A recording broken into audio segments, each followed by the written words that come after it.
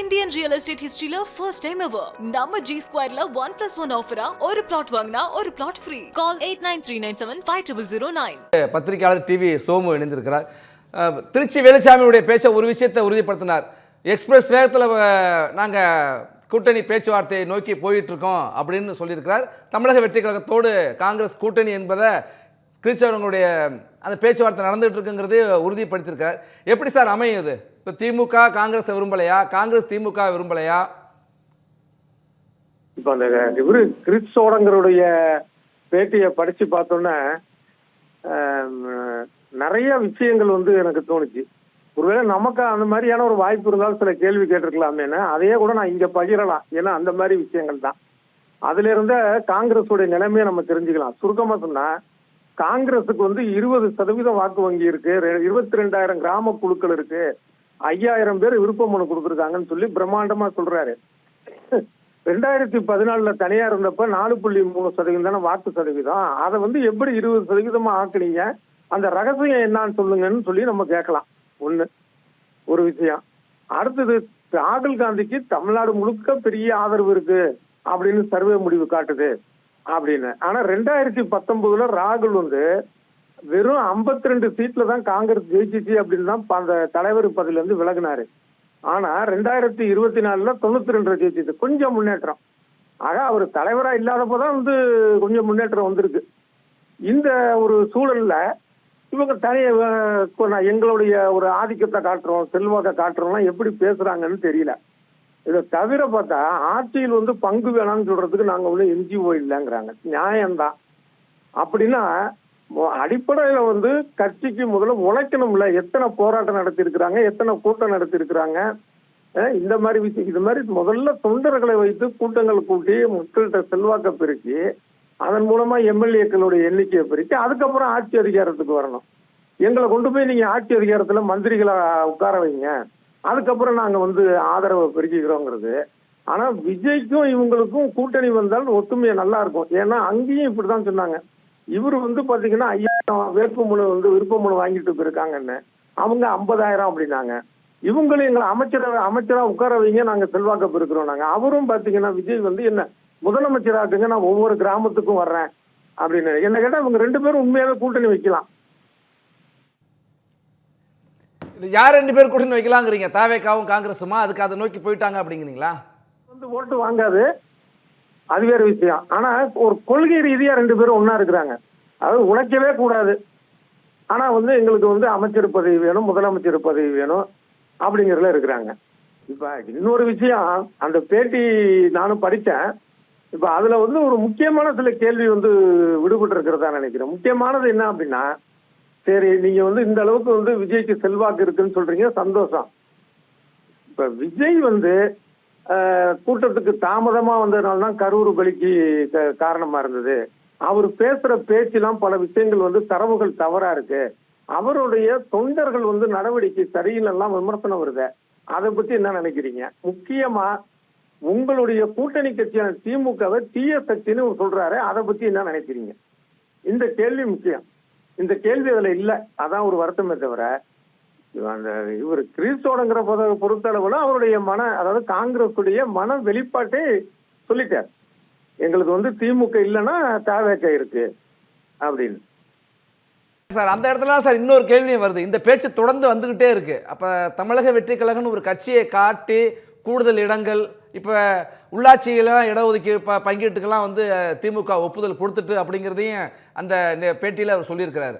அப்போ ஒரு பகுதி சரியாக ஆயிட்டு, இன்னும் கொஞ்சம் கூடுதல் இடங்களோ அல்லது இப்போ 28 இடம் 30 இடம் எல்லாம் ஒரு அதிகாரப்பூர்வமான தகவல்லாம் வந்துட்டு இருக்கு. ராஜ்யசபா சீட்டு 1 2 அப்படிலாம். அப்போ விஜயை தாவேகாவை காட்டி திமுகவிற்கு அழுத்தத்தையோ நெருக்கடியோ அல்லது மிரட்டுகிறதா காங்கிரஸ்? இப்போ இல்ல, விஜயை காட்டின்னு இல்லை, விஜய் அரசியலுக்கு வராத ஒரு சூழலா இந்த 2026 தேர்தல் இருந்தால் கூட காங்கிரஸ் இப்படி செஞ்சிருக்கும். காங்கிரஸுக்கு சில மனத்தாங்கள் இருக்கு. இந்த 2021 திமுக ஆட்சிக்கு வந்ததுக்கு அப்புறம் அது நம்மளை டாமினேட் பண்ணது, உள்ளாட்சியில போதிய இடங்கள் தரல, தந்த இடத்துலயும் திமுக சார்பான ஆட்கள் நின்று சுயேட்சையா நின்று ஜெயிச்சுட்டு மறுபடியும் திமுகவுக்கு போயிட்டாங்க. அந்த மாதிரி ஆக மொத்தத்துல பார்த்தா நமக்கு உரிய இடம் கிடைக்கல அதே மாதிரி நாடாளுமன்ற தேர்தலில் வந்து பாத்தீங்கன்னா உங்களுக்கு சீட்டு இந்த 2024 இவங்க நிக்க கூடாதுன்னு தான் டாமினேட் பண்ணுது. ஈரோடு கிழக்கு தொகுதியை காங்கிரஸ் இதுல இருந்து பறிச்சுக்கிச்சு திமுக. அதுக்கப்புறம் வந்து நாங்களா கொடுத்த மாதிரி எழுதி வாங்குச்சு. இப்படி நிறைய வந்து அவங்களுக்குள்ள வந்து ஒரு ஈகோ இந்த மாதிரிலாம் வந்து என்னன்னா திமுகவுடைய ஒரு துணை கழகம் மாதிரி ஒரு அணி மாதிரி நம்ம ஆயிட்டோமே அப்படிங்கிற ஒரு ஆதங்கம் அவங்களுக்கு இருக்கு. நன்றி சோமு, உங்கள் கருத்துக்களை பகிர்ந்து கொண்டு நம்மோடு மூத்த பத்திரிகையாளர் விஸ்வா இணைந்திருக்கிறார். விஸ்வா, தாவேகா காங்கிரஸை நோக்கி போகுதுன்னு ஒரு செய்தி, காங்கிரஸ் திமுகவை கைவிடுகிறதுன்னு இன்னொன்று. இப்போ இந்த ரெண்டு பேரும் சேர்ந்தா என்ன மாதிரி ஒரு தாக்கத்தை ஏற்படுத்த வாய்ப்பு இருக்கு? தேர்தலில் இந்த அணி ஒரு முன்னணிக்கு வர வாய்ப்பு இருக்கா? இப்ப காங்கிரஸ் கட்சி வந்து எந்த அடிப்படையில தாவேகாவோட கூட்டணி போலாம் அப்படின்னு அவங்க எடுத்திருக்காங்கன்னு தெரியல.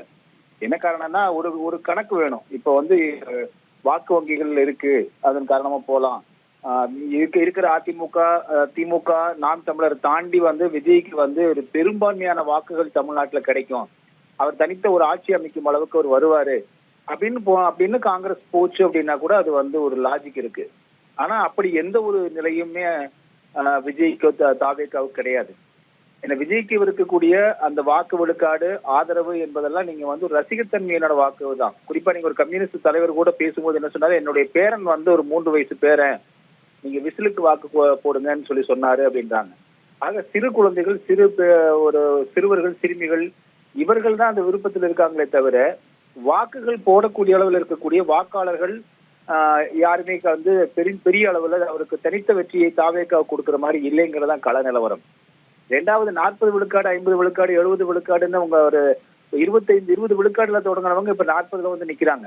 தேர்தல் முடியும் போது கிட்டத்தட்ட 90 விழுக்காடு போயிடுவாங்க போல தாவேகாவினுடைய கணிப்புகள். ஏன்னா நம்ம மொத்தமே மக்கள் வந்து 57-56 விழுக்காடுகள் தான் வாக்குகளே பதிவாகுது கடந்த தேர்தல்ல.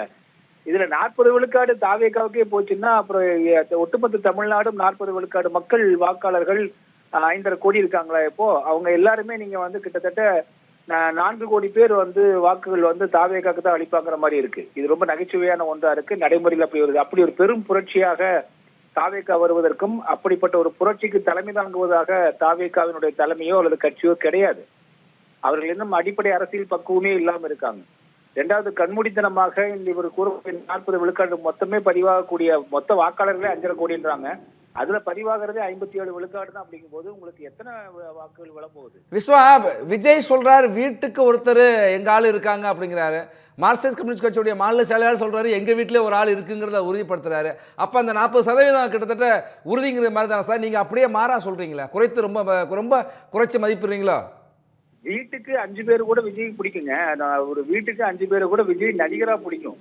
ஆனால் அவரை வந்து ஒரு வேட்பாளராகவோ அல்லது தமிழ்நாட்டினுடைய முதலமைச்சராகவோ தமிழ்நாட்டை தலைமை தாங்கக்கூடிய ஆட்சியாளக்கூடிய ஒரு கட்சியாகவோ அல்லது தலைவராகவோ விஜய் அவர்களே வந்து ஏற்றுக்கொள்ள மாட்டாங்க. அவங்க சொல்வது யார் வேணாலும் சொல்லலாம். இப்ப ரஜினிகாந்தை பிடிக்குன்னு சொல்லுவாங்க, கமல்ஹாசனை பிடிக்குன்னு சொல்லுவாங்க, சிலம்பரசனை பிடிக்குன்னு சொல்லுவாங்க. நீங்க ஒவ்வொரு நடிகர்களுக்கும் இருக்கிற வெளிக்காடெல்லாம் போட்டீங்கன்னா தமிழ்நாடு மக்கள் தொகையை விட 100 மடங்கு அதிகமா இருக்கும். நீங்க கணக்கு வேணா போட்டு பாருங்க. தமிழ்நாடு மக்கள் தொகை ஒரு 7 கோடி பேர் இருக்கிறோம், 5.5 கோடி பேர் வந்து வாக்காளர்கள் இருக்கோம்னா ஒவ்வொரு நடிகருக்கும் இருக்கக்கூடிய நீங்க ரசிகர்கள் கணக்கு போட்டு அது 100 கோடிக்கு மேல போகும். இந்திய மக்கள் தொகையோட அதிகமா போயிடும். அதுவல்ல தேர்தல் நிலவரம் அப்படிங்கிறது உங்களுக்கு தெரியும், எனக்கும் தெரியும், மக்களுக்கும் தெரியும். ஆக பதிவாக 5.5 கோடி வாக்குகள் என்றால் அது பதிவாகக்கூடிய வாக்குகள் 55 விழுக்காடு தான் அப்படின்னா அப்ப நீங்க அதற்குள் எத்தனை வாக்குகள் யார் யாருக்கு பிரியுதுன்னு இருக்கு. அப்படி பிரியும் போது அந்த அளவுக்கு தமிழ்நாட்டில் வந்து மிகப்பெரிய புரட்சி ஏற்பட்டு விஜய்க்கு அளிக்கக்கூடிய அளவுக்கெல்லாம் வாக்குகள் கிடையாது.